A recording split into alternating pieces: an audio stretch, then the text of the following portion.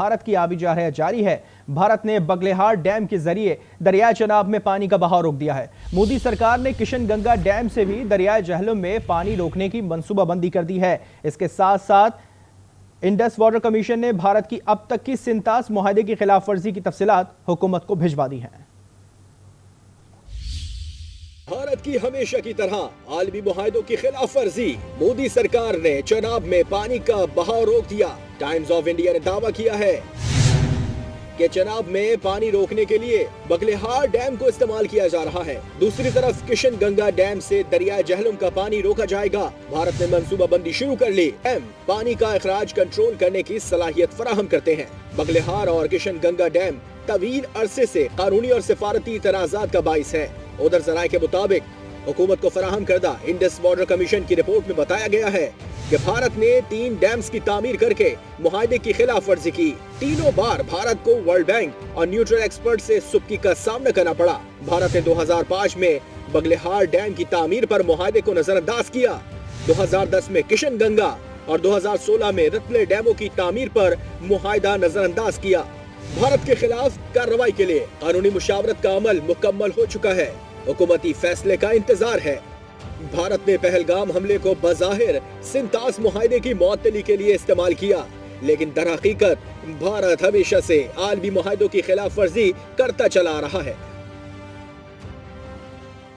بھارت کی آبی جارحیت کے حوالے سے آپ نے جانا۔ بھارت نے بگلیہار ڈیم کے ذریعے پانی دریائے چناب میں اس کے بہاؤ کو روکنا شروع کر دیا ہے۔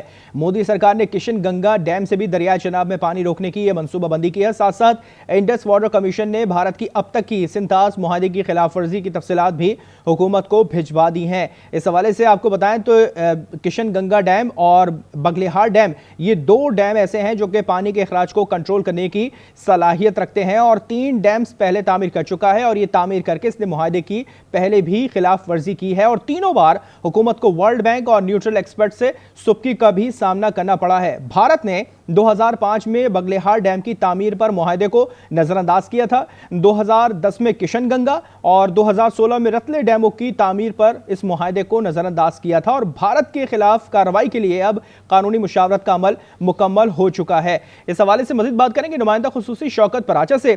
شوکت پراچا، یہ بتائیے گا، اس سے پہلے متعدد بار ڈیمز بنا کے خلاف ورزی کر چکا ہے معاہدوں کی، اب یہ 2 ڈیمز ایسے ہیں جو کہ پانی کے اخراج کو کنٹرول کرتے ہیں، اور اس حوالے سے قانونی مشاورت مکمل ہو چکی ہے، حکومتی فیصلے کا انتظار ہے، کیا کہیں گے اس پہ؟ دیکھیں، یہ آج کا مسئلہ نہیں ہے۔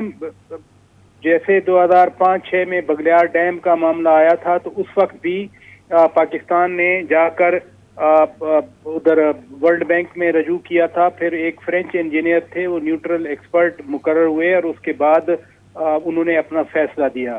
کشن گنگا ڈیم کا بھی اسی طرح سے مسئلہ پاکستان کے لیے بنا، اور پھر پاکستان کا ادھر جو نیلم جہلم پروجیکٹ ہے یہ والا تھا۔ تو بھارت کا تو شروع سے ہی پاکستان کے پانی جو وسائل ہیں ان پر نظر ہے۔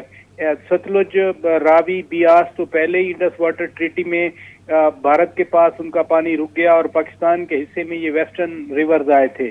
اب چونکہ بھارتی حکومت کے اپنے جو اقدامات تھے اس میں انہوں نے اس کو شامل کر لیا، انڈس واٹر ٹریٹی کو سسپینڈ کر دیا، اور اس بحاف پہ یا اس بنا پر جو ان کے ڈیزائنز ہیں کوئی ڈھکے چھپے نہیں ہیں، اسی کی روشنی میں اب یہ کچھ کر رہے ہیں۔ لیکن پاکستان جو ہے وہ بھی اپنی تیاری کر رہا ہے، جو مختلف وزارتیں، خاص طور پر انڈس واٹر کمیشن جو ہے وہ بھی تیاری کر رہا ہے۔ تو حکومت پاکستان بھی اپنا جو اسٹریٹجی ہے اس کو بھی حکومت پاکستان کی اسٹریٹجی یہ بھی ہے کہ بھارتی جارحیت اور اشتہار انگیزی پر سلامتی کونسل فوری طور پر اجلاس بلائے۔